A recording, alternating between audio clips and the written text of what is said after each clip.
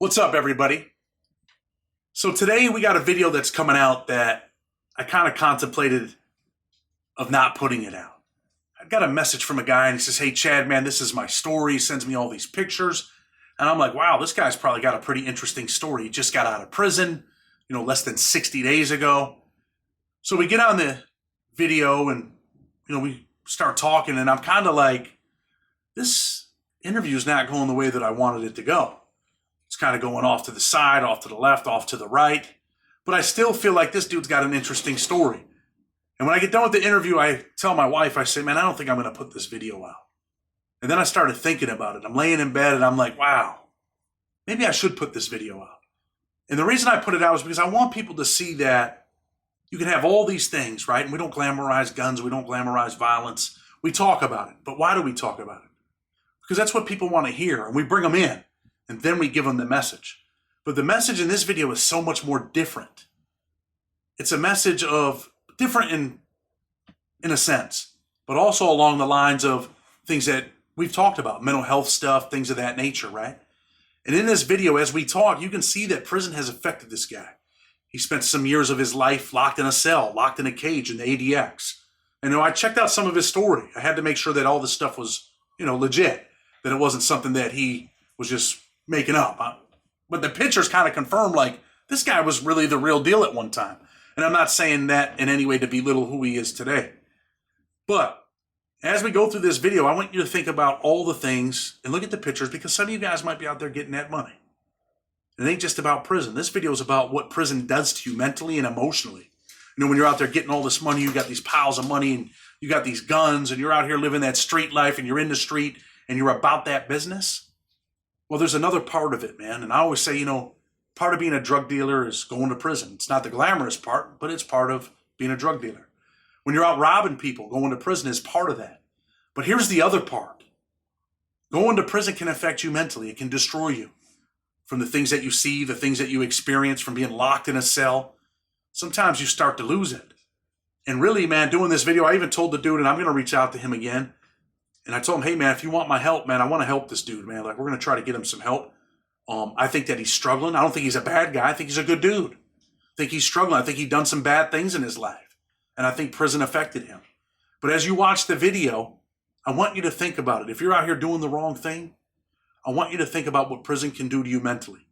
Forget the fact that you're going to be away from your family and how bad it hurts. And think about what it can actually do to you mentally and emotionally in your mind. And this is just another example. And many of you probably remember the video with Kepa Mau Mau. I mean, prison does destroy people. Some people come back. Some people don't. But the moral is, I don't want to see you in this position, man. And I mean that. I sincerely mean that. I always say, hey, none of us are perfect, right? We all have our faults. We've all fallen short of the glory, including me, even since I've been home. There's been incidents in my life where I wasn't 100%. There were times where I talked about the other day on the video where sometimes I felt like I wanted to go back to prison. But really I don't. But there are weak moments. So I just hope that this video strikes a chord, man. I hope you understand where it's coming from and why I put it out. Blood on the Razor Wire TV.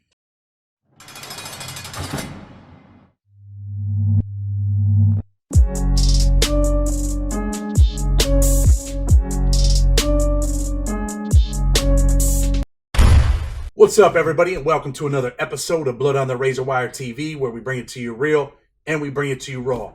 Hit that subscribe button, hit the like button, share the video, and make sure you leave a comment. This brother reached out to me, said he was interested in coming on the show. I told him, all right, man. He sent me a bunch of pictures. I'm going to put some of the pictures up, man. He lived the street life, ended up in prison. But you know what? He can tell his story better than I can. So I brought Bolo on the show. I'm going to let Bolo introduce himself. And Bolo, tell the people about you, man. Well, how is everybody? My name is Bolo.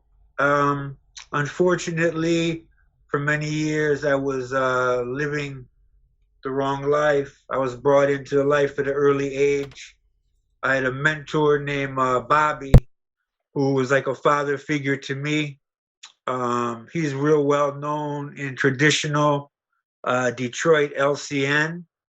They called him Bobby the Animal.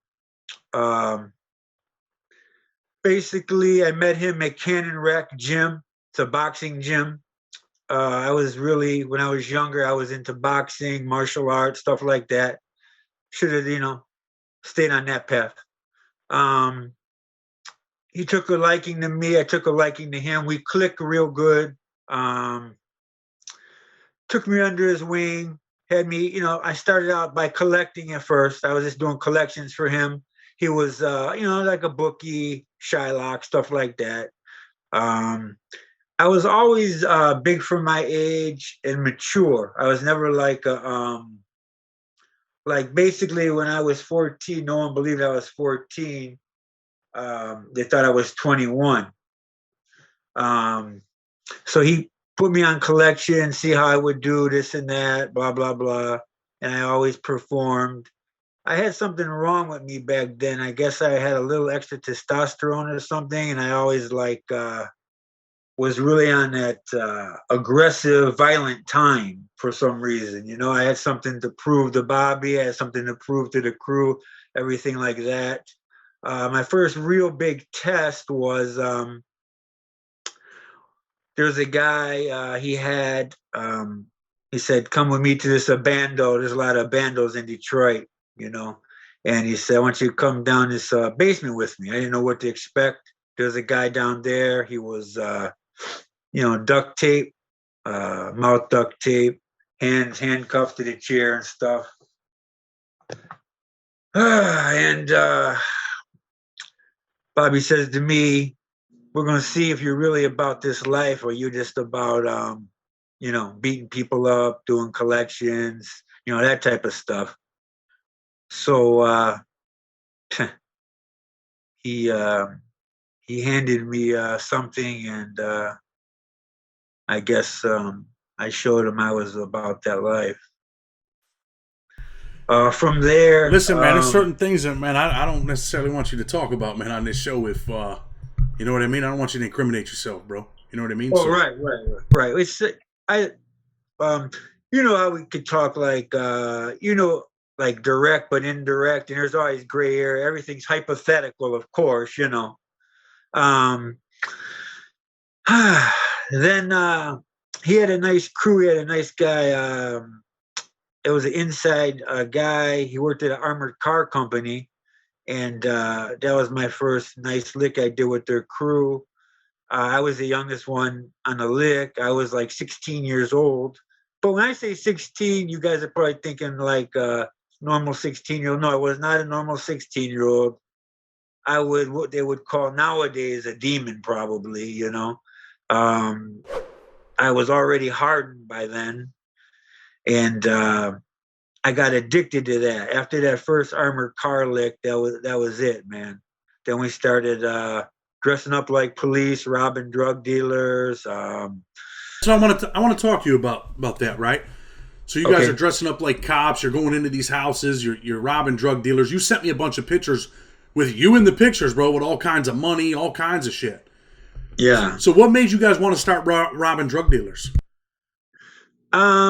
Because there was a lot of them that were not kicking up tribute to the local boss. At the time, Bobby's boss was Vito Giacalone. They call him Billy Jack. And a lot of these guys, maybe they were not kicking up like they should be. Listen to me, bro. Maybe you shouldn't say names. Maybe you shouldn't say names on here. You hear me? Oh, okay. I apologize. Yeah. We say, you know what? Fuck it. They don't want to kick up. We'll go take it. Fuck them.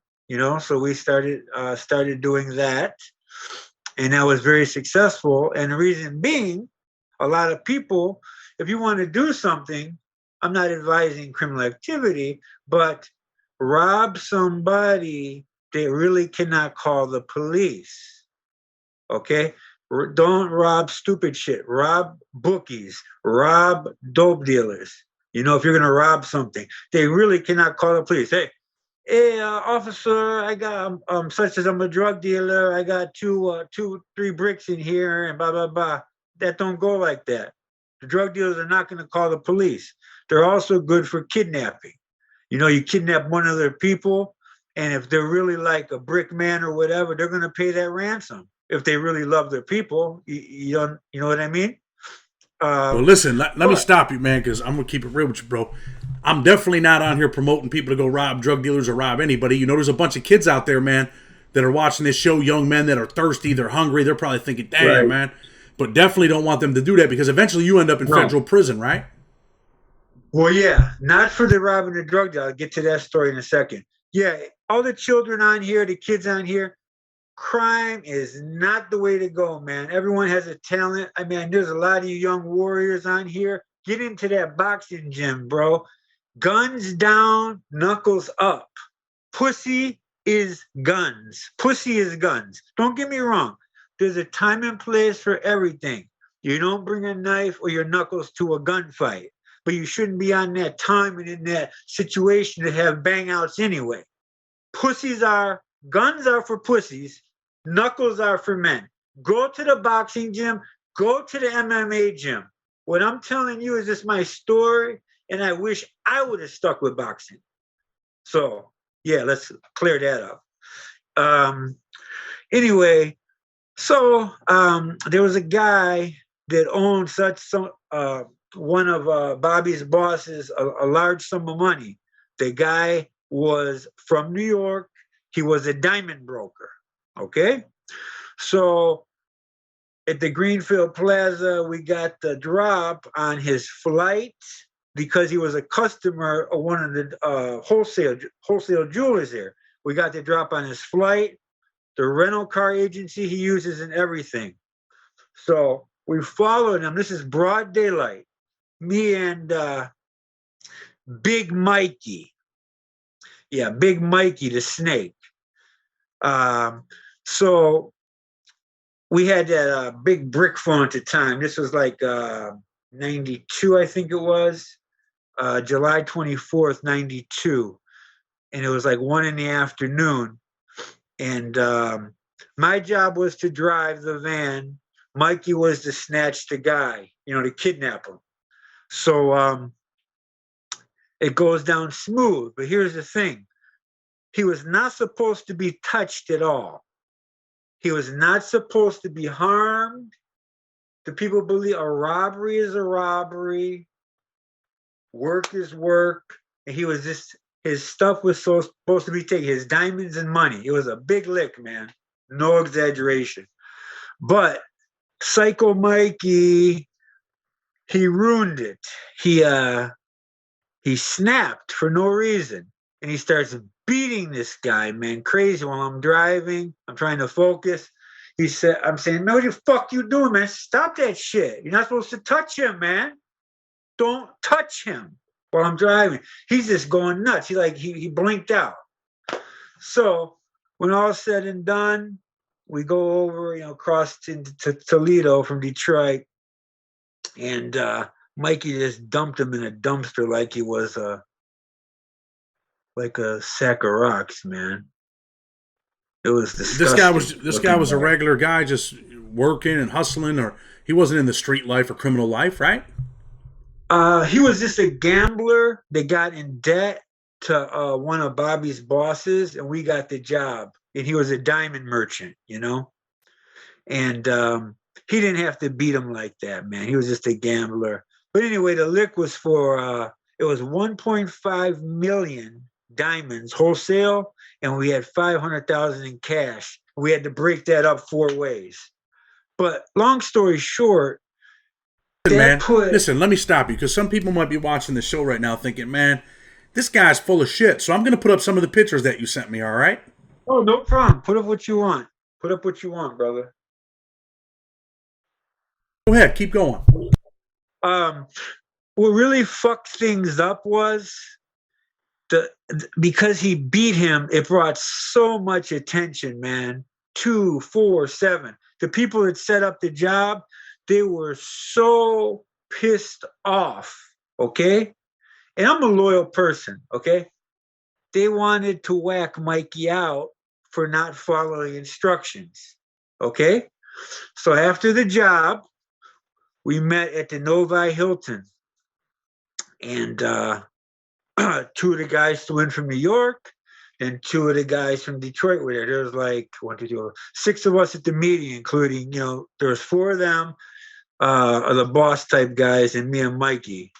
And so what the fuck did you do that for? And Mikey's all on his stupid shit. You know, he's like a real idiot. He's about like 6'7", 250. So he had that big man mentality, like, you know, he thought he could intimidate people. But you know as well as I do, size don't mean shit. The baddest dog in the dog world is the pit bull, and by no means are they the biggest dog. You know, so to make a long story short, they wanted me to, on the DL. They had a meeting with me. After that meeting, they said, "Hey, give us the address on him. We'll throw you an extra 20. We want to whack this motherfucker. He's a piece of shit. He's no good. I don't trust him." And me, being the loyal person I am, I did not give the address. I did not give the address, and he lived. And that came to bite me in the ass because this was a perfect job. Perfect job. No DNA was ever recovered. No ID, no positive identification. No evidence was ever discovered. But this big mouth idiot, he's in Escapades Bar on Harper. And when it comes on the news, Mikey says, "Oh, that was my boy, me and Bolo. We did that." And the boy he was with, his homeboy at the time, was actually a CI for the FBI. And he reported that to his handler. This was all in my discovery, you know. Hold on, man. Let's talk about federal prison. You end up going to federal prison, right? Eventually. Yeah, unfortunately. Yeah. Never got caught. My stupid ass, I ignored my third eye. I had a relative begging me to turn myself in. They're tearing shit up. It's hot. You're making it hot. I was on the West Coast, man. I was in Tucson, Arizona, and getting ready to go to Mexico, Villahermosa, Tabasco. I had a girl, Sarah Camara Zarita Lopez, and her people were really plugged in with the Sinaloa people, right? I was just going to go over there. But I had my, what I call now, sperm donor begging me to turn myself in. Every part of me, you know, your third eye, your intuition, all that was saying, do not do it. He said he had to connect to get this shit thrown out. You know, I turned myself in, it would get dismissed, and I wouldn't have to be on the run. Didn't happen that way, bro. Moral of that story is never ignore your third eye. Never. So listen, man, you go to federal prison. How much time were you sentenced to? I was sentenced to 140 months. Where'd you do your time at? I first hit Leavenworth USP was my first spot. I was there for a couple months. Then I went to Lewisburg USP. Then I went to Terre Haute USP. This is when they were still highs and they didn't change them yet. Then I got zipped back to Lewisburg USP. They were giving me fucking diesel therapy, that cocksucker Bianco, Agent Bianco, bitch ass out of New York. He was just fucking with me, man. Hold on, man. Hold on. How old were you when you went into federal prison? I was 17 years old, bro. And you're supposed to be 18. I was 17. And they just, I don't know, man. My attorneys, they couldn't believe it. They said, like, I guess they made an exception with me because of my size, my maturity, what I was involved in. But by law, if I understand it correctly, you're supposed to be 18. Or I should have been at one of those places in Washington, D.C. No. None of that stuff's true, man. You're 16, you can go to federal prison.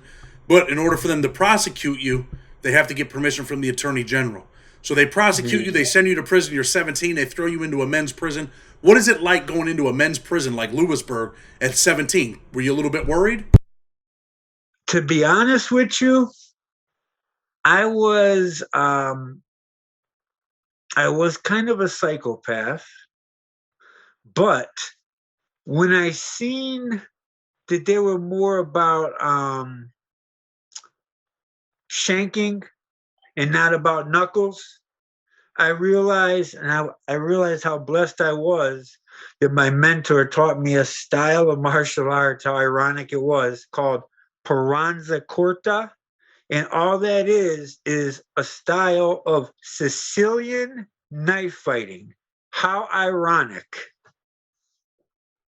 The irony there, I want to ask you you know? this because you sent me some pictures, man. You look like a bodybuilder in some of them photos, right? How big are you? How tall are you? I'm just like 6'2". And I mean, in them pictures, you look like a pretty big dude, right? Yeah, like I was weighing about 245, 250, but I'm mostly into boxing. So you go in there. You're kind of like a rough kid. You're a fighter. So, and you said you were a psychopath or whatever. You still think you're a little bit of a psychopath now? No, no, no, no. Way no psychopath. No, no, no, no, no, no, no. I'm more spiritual now. I'm more grounded. Um, I'm more on the right path. I want to nowadays be more part of the, solution instead of the problem. I want to be part of the solution. I want to do positive things. You know what I mean? I want to discourage kids from getting into crime and stuff like that because it's not the way, man. These cops are so corrupt and it's just ridiculous. Like from a legal perspective, man, my case, I had great attorneys at that time. Great attorneys. Fucking Neil Fink, Steve Fishman, Richard Lustig. They're all well-known, real good federal criminal attorneys. From a legal perspective, we won, but the jury just convicted me because I was a hardhead. I wouldn't listen to the attorneys on how to dress. I wore what I wanted, and I was just myself. I was just a hard-headed idiot. Well, you look like you got some swag with you. I see you got the drip shirt on, the gold chain. How old are you, man? I'm 45 right now. Yeah. 45. What are you doing with your life right now? I'm trying to figure things out, man. Things have been crazy. I've been out like 56 days, and it's like the twilight zone to me. You had two federal bids. You go in at 17, you come home, you Yeah. end up getting arrested again. What do you get arrested for the second time? Some bullshit, extortion, and white slavery. They try to pin me on. Yeah. Explain that to me. White slavery. You're in Detroit. What are you talking about? Prostitution? Yeah. Yeah. We had a legitimate escort service, and this cocksucker U.S. United States attorney, along with a state prosecutor. They had a task force. And to make a long story short, this is going to be hard to believe. Um, the one guy, his side chick was working for us, and I got a visit one day, and they told me to, fire Christina. And I said, I ain't firing nobody. I ain't have no warrants or nothing. I said, man, fuck you.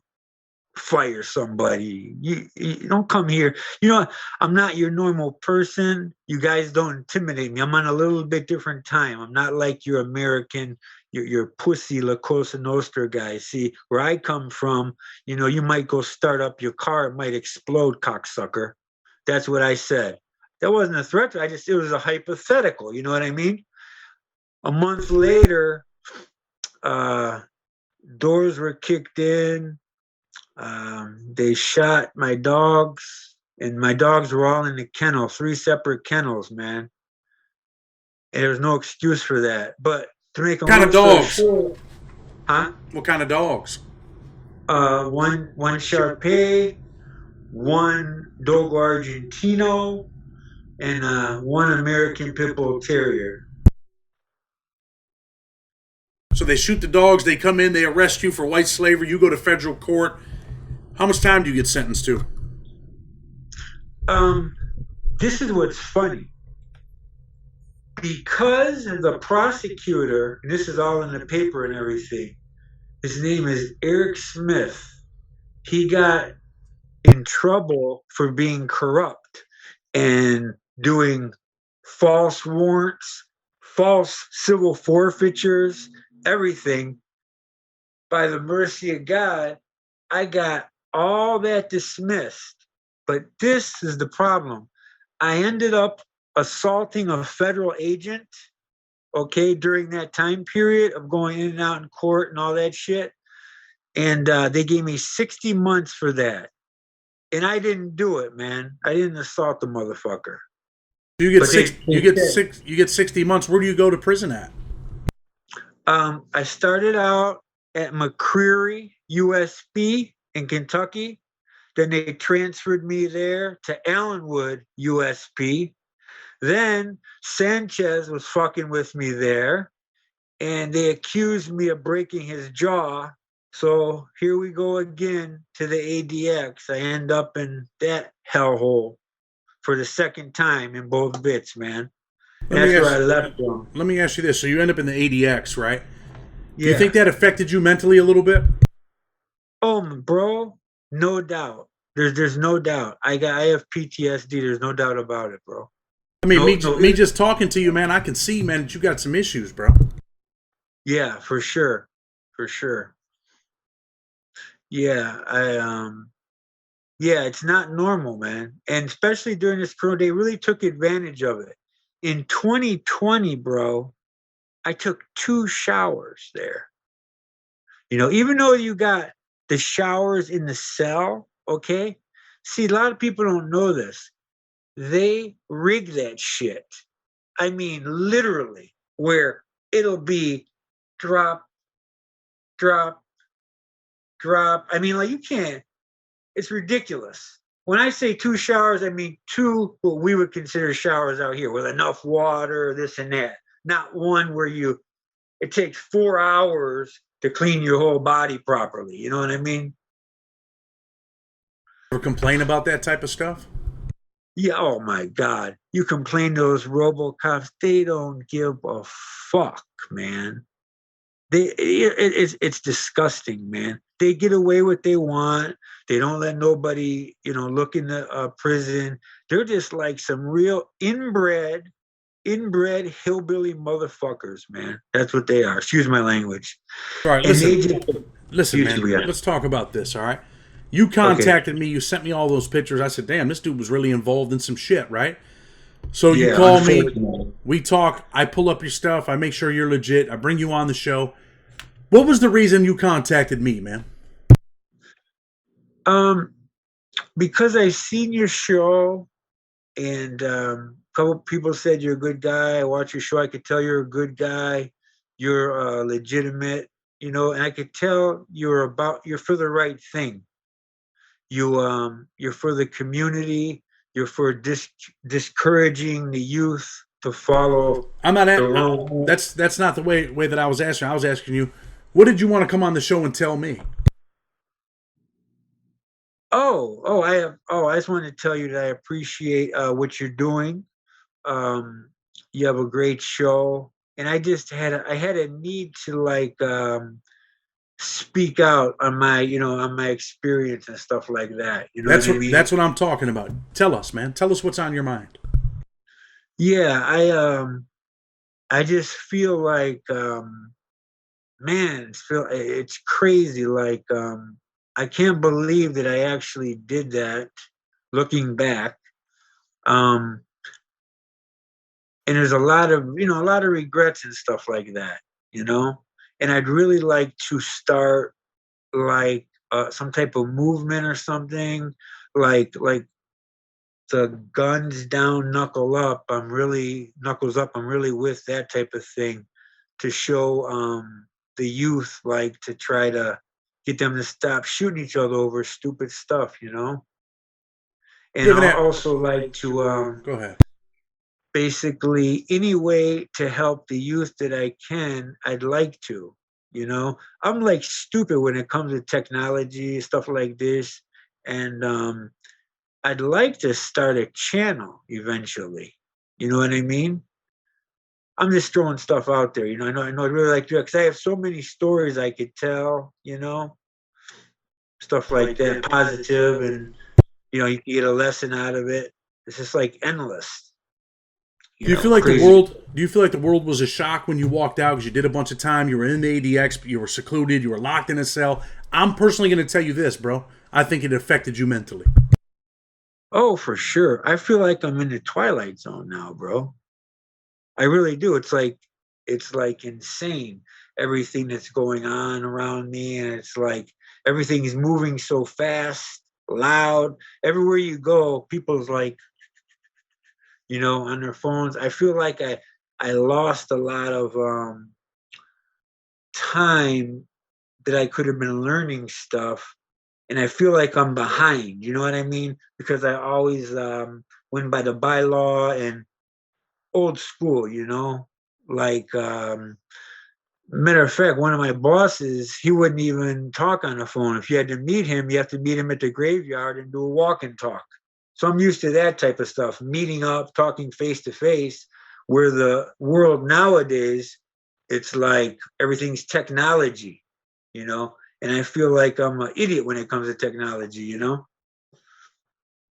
Hey, I understand, man. It's not easy. I felt the same way, but you know what? You learn little by little. Right, right. So let me ask you this: you're 45 years old. You've been in a crazy life. You spent time in the ADX on 2 separate bids. You're free now. What is it that you really want out of life, man? I want to stay healthy, and I'd like to help people from making the same mistake that I made. Well, I mean, that's good. Now look, I mean that's something that I want to see you do, right? It's something that a lot of people want to see you do because I want to see you back in prison. Definitely don't want to see you, living in a cage the size of your bathroom. And you sent me those pictures, man, and I keep reflecting back on the pictures. And I'm going to put them up. You were living this life, this glamorous life, all kinds of money, all kinds of jewelry, big guns. Total facade, bro. It's like it's there one day, then the rug come out, shoo, instantly. That's why we're here, man, and that's why I'm going to publish this video. I'm going to publish this video. I mean, I had second thoughts, but I'm publishing it. It'll be up, and that's what it is today, man. That's what the story is like. I want these kids to see all this shit because this is the life that they're living, right? You were living the life, bro. We got the pictures, and I want them to know, man, that it could all be taken away from you in the matter of a blink of an eye. And then, hold on, and then you end up in prison, and you end up with nothing, right? Nothing. Now, the first time around, I was living large no matter where I was at. Second time around, okay, I don't know what it was, but I fell out with my sister because she actually believed the bullshit. Okay, they're like, I really must have done something, because I'm about that, and I have a bad temper, used to have a bad temper and stuff like that, da da da.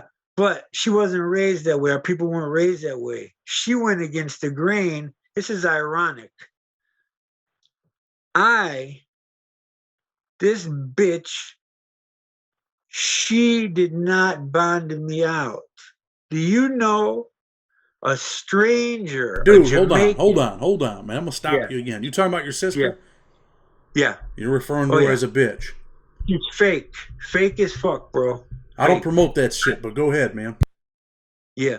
I'm a family person, but you'd have to know her to understand, bro. Everything I did for her. But anyway, that's neither here nor there. I get bonded out by Bebo, his sister, who lives in the projects, just based on my street name. I call my sister. I say, hey, I couldn't talk too much. I say, hey, this is what's going on.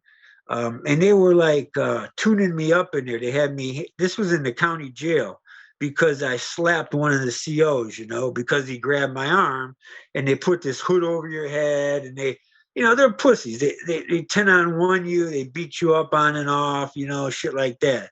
And they were like pretty much torturing me in the county. So I try and talk to her in code, and basically I shouldn't have to do that. As soon as she found I was in jail, like I did for her, she should have come and got me. Make a long story short, it's ironic how God is good. Bebo 2 cells down, says, "Hey man," he goes, "I'm gonna have my my sister come bond you out, man." I thought he was talking shit at first. I didn't even know this guy. I knew of him. We both knew of each other from the east side, but I didn't know him. Next thing I know, 6 hours later, a stranger comes and bonds me out. Listen, man, this is what we want to do. I want to ask you something. Do you regret doing the whole white slavery thing? Like, it's prostitution, man. Like, you're doing you're doing some bad shit. Do you regret that? Yeah. Here's the thing. This is how could I put this? We were really, this is no cap, bro. It's like they tried to make us like we were doing the shit like the Mexicans do or whatever. No disrespect to our Mexican brothers and sisters. What we were basically doing is dancers that were already in the life, if they wanted to do, high-end businessmen, parties, like, bachelorette parties, stuff like that. We had a legitimate escort / entertainment service called Adante Entertainment, and it had DBA, LLC, everything. It was totally legitimate. So we weren't like what you're thinking. They were trying, how prosecutors are. They were trying to make us out to be that way. But we didn't do anything but uplift anybody that worked for us. Like, I remember one time there was a girl that was being held against her will at 7 and John R. Me and Bebo, after I got to know him, we went in there, bulletproof vest. We kicked in the front door, got her out. We said, "You want to go home to your mom or whatever you want to do? You want to come with us? Fine. You want to go to your mom? Fine. Whatever you want. We got her something to eat, whatever." She stayed at her mom's, and she called the next day. She says, "I got to make some money." She goes, "I don't want to go back to the club. I'd rather do escorting." I said, "Okay, you're in good hands, whatever." Like that type of stuff, Not like, it wasn't like how you're thinking, like the intimidation of force. We were just the opposite. The door was always open for whoever. It was more like a family thing, We treated them like family, and me and Bebo acted mostly like bodyguards, for them. They did what they wanted. We were their bodyguards and making sure that they didn't get hurt. But, because of the prosecutor in USA, it's a big political, hot topic right now. They tried to make us out to looking bad.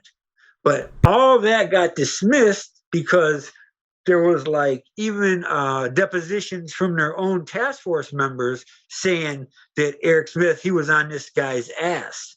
And he said, when we raid his house, anything with fur he has, I don't care if they're poodles, I want you to lay them down. And all my dogs were in 7-foot kennels outside, all separate.